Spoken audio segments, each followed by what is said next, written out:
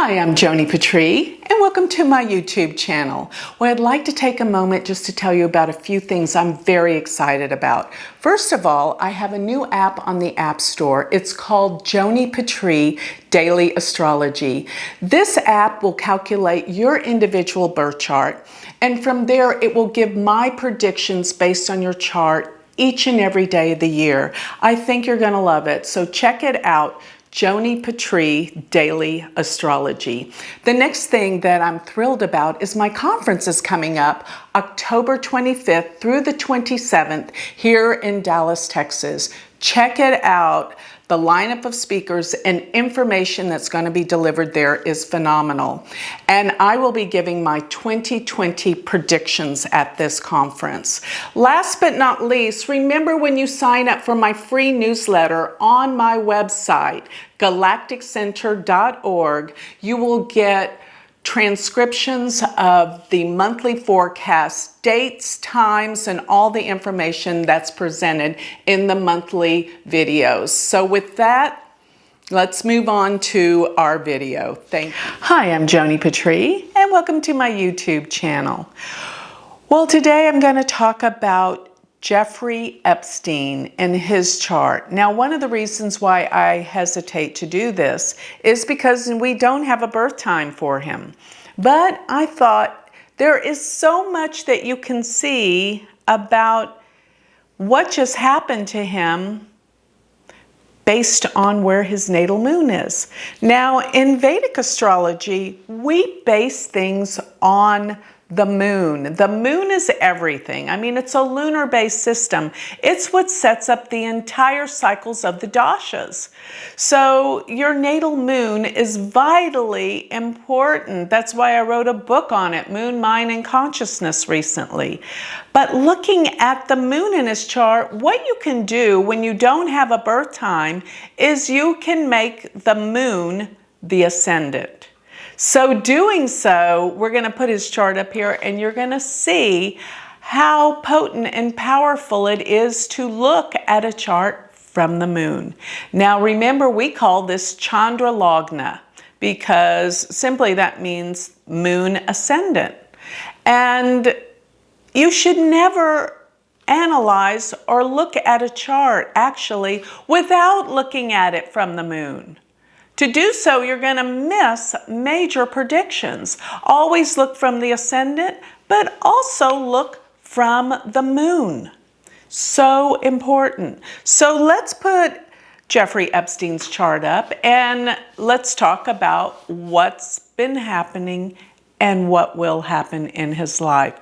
So putting his chart up here, I have Jeffrey Epstein, born January 20th, 1953, and I put the time, which is not his birth time, 10:19 in the morning, because that aligned the ascendant with the moon exactly. Now, you don't have to do this with charts. You just have to look at the moon that day.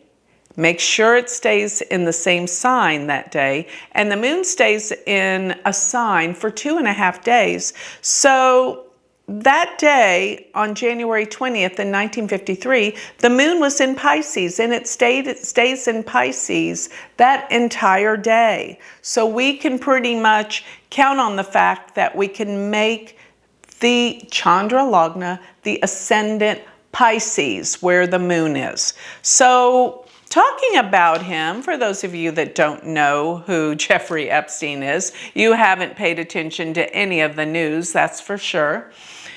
But he was a very, very wealthy, he's a billionaire. And he made his fortune through the banks, through banking, through finances. He's a financier. And his own companies, and he is wildly successful. He didn't come from money. He is a self-made man.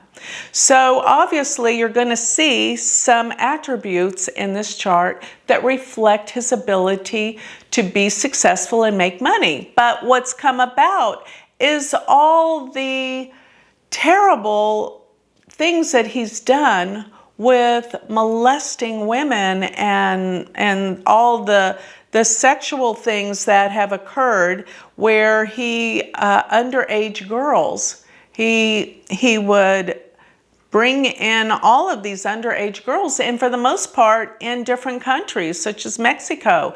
And he would go down to Central America and places like that where he would set up and be with, you know, these in his mansions with all of these very young girls. There's something wrong with this. So he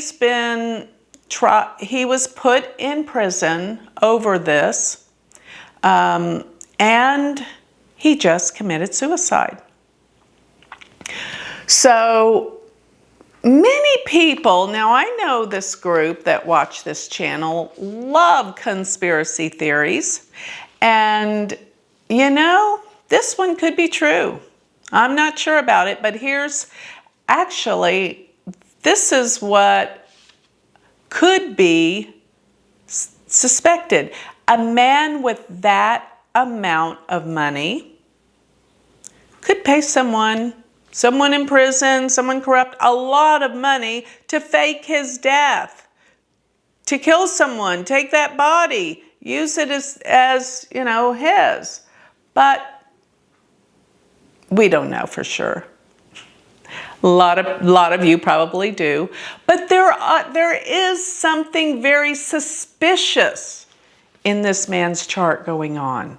Very suspicious. So I guess we'll never know the truth by what I'm seeing in his chart, but let's take a look and see what his chart's about through Chandra Lagna. Now, he was born January 20th, and with this chart, with the moon being in Pisces, notice that Jupiter goes to the second house from the moon. Jupiter in the second house from the moon will bring wealth and money. The second house is the house of money and gains. And Jupiter in this chart rules the 10th house. So he made incredible wealth through his own work and his own doing in his career. And if you go to his 10th house, this is, of course, 10th from the moon, you'll notice Mercury's there. And Mercury in the 10th house is very powerful for great communication skills. And if you'll notice, Jupiter in Aries is casting a trine to this Mercury in the 10th house, which empowers it to make his money, to expand and make money. And Mercury is in the sign of Sagittarius, which is ruled by Jupiter. So this Mercury-Jupiter combination with Jupiter in the 2nd and Mercury in the 10th are fantastic for wealth and money. Now, getting to his addictions and problems, you know, he has the Sun conjunct Rahu, which are in the 11th house. Now, the 11th house is the house of great gains, major wealth, whereas the second house is the money we make from paychecks. The 11th house is large sums of money that come all at one time. So the 2nd and the 11th are the houses of wealth and money. And if you'll notice, both Rahu and the Sun go to his 11th house, representing major financial gains. But Rahu with the Sun, Rahu in and of itself, can predict addictions. And it's being with the Sun is detrimental in terms of addictive type behavior. But another thing I'll say, with the Sun being our ego, when it's with Rahu, it's a huge, big ego with this man. And even with Rahu's Sun in the 11th house, he knows very influential people in the world. And this is a fact. He's known politicians and people in government, major powerful people in the world. But if you want to get down to the core essence of this event and his behavior, let's talk about where Venus and Mars are. Because Venus is relationships. And by the way, Venus being in the 12th house will indicate wealth and money. But Venus is conjunct Mars, and Mars does rule the 2nd house of finances and money. But Venus rules the 8th house. And the 3rd house, Venus is, for Pisces ascendants, the worst planet. Even though it's a natural benefic, it rules the 8th and the 3rd house, making it the most difficult planet by house rulership for this chart. Now it goes into the 12th house, which deals with secrets, which deals with prison, and it deals with things that you can't see. The 12th house is what I'm talking about. But the fact that Venus rules the 8th and it's in the 12th, this can deal with his very vile behavior, his addictions, his sexual indiscretions, his problems. And what put him in prison? His sexual addictions to the young girls. Notice that Venus and Mars are conjunct. These are both relative to what? Relationships. They deal with relationships and sexuality.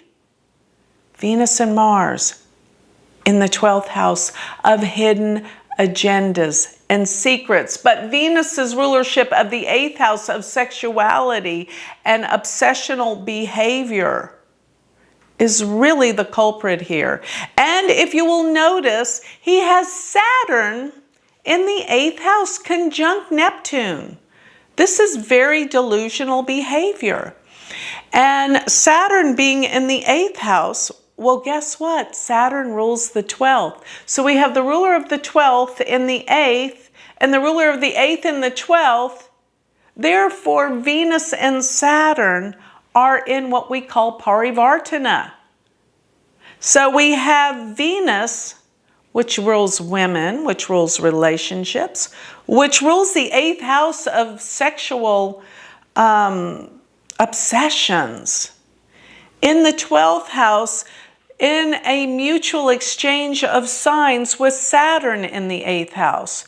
So Saturn is in Libra, in Venus, which Libra is ruled by Venus, and we have Venus in Aquarius, which is ruled by Saturn. So they exchange signs. But most of all, we are talking about an exchange between the 8th house and the 12th house. What is this? These are Dastana houses. They deal with major problems and difficulties. And I think looking at this, you can see this problem right off the bat by the Venus-Saturn exchange and them being in the most difficult houses that deal with sexuality and obsessional behavior, the 8th and the 12th. Now, since he committed suicide, now the thing that arises in terms of really did this happen, let's consider the fact that he did attempt suicide a number of times before this. So chances are this is a reality, but here's what I want you to take into account. Notice his Mars and Venus. Mars is at 22 degrees of Aquarius, and Venus is at 23 degrees of Aquarius. Guess where transiting Neptune is right now and when he committed suicide? You got it. 23 degrees of Aquarius. So Neptune was smack dab on his Venus. And what is Neptune? Deception, deceit, denial. Things we don't know. It also deals with delusions, so delusional behavior. And in the 12th house, this happened in prison. This could indicate, because Neptune we never know, Neptune we never know the truth. This could mean, and possibly the person that they took as dead, maybe it really wasn't him. But all in all, if it was him, with Neptune there, we don't know the depths of his delusional, deceptional behavior, because Neptune is delusions and deceptions, and it is exactly on Venus, which is the ruler of the 8th house, which is, by the way, the house of death. So chances are this idea of him staging his death is probably true. He probably did commit suicide, as we are told. But because, why?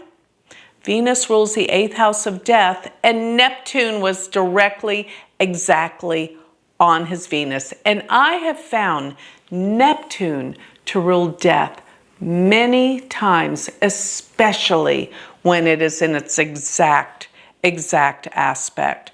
So many things here in this chart are indicators of the fact that he was in this horrific position full of addictions and problems, and money doesn't solve anything, and probably promotes this disease that he had, this whatever he did. But because he had so much money, he could buy and get away with it for so long. And buy people, buy them off. But the facts are this: Neptune is the planet that deals with bringing the truth out. But many times things are buried so deep, you'll never learn the truth when you have a Neptune aspect. And in the 12th house, wow, that's deep and dark. So Mars, around this time, being in Leo, was also aspecting by opposition this Mars and this Venus. And Rahu and Ketu, we have Rahu at the time of this event was 22 degrees of Gemini, right on Uranus, right exactly on Uranus. But let me point out another variable that is so huge in this event. Rahu's aspect, special aspect, is 5 and 9. So in other words, Rahu and Ketu, in my opinion, cast trines. That's its full aspect. And Rahu at 22 degrees of Gemini is exactly casting its aspect to Mars and Venus. So you see this portion of the zodiac where we have Rahu aspecting Venus and Mars and Neptune sitting there. This is huge, major event. And this was this demise and the end of his life. And Rahu being on his Uranus in the 4th house. The 4th house can be seen as the end of life as well. So with that, another variable that I'm seeing, I mean, everything was building and growing. Notice transiting Saturn. Transiting Saturn was around 20 degrees, 21 degrees of Sagittarius. Now let me tell you this, Saturn's full-bodied aspect is 3 houses from where it is. So if you will go to where Saturn was, and Saturn was approaching natal Mercury in the chart, I'm talking about the transit of Saturn, where it was on the day that he committed suicide. But transiting Saturn was in its full-bodied aspect by its 3rd aspect, 1, 2, 3, also aspecting the Venus and the Mars. So imagine that, Saturn, Ketu, and Mars are all aspecting by transit his natal Venus Mars, where transiting Neptune sits. This is exact. And you can see by the transits to this birth chart the events of what happened to Jeffrey Epstein on this tragic day of this tragic life. So with that, I'd like to close. If you would like more information on me, you can always go to my website, which is galacticcenter.org. Or if you would like to learn Vedic astrology, take this to a deeper level, study with me, I have a university. Go to University of Vedic Astrology.com. Thank you.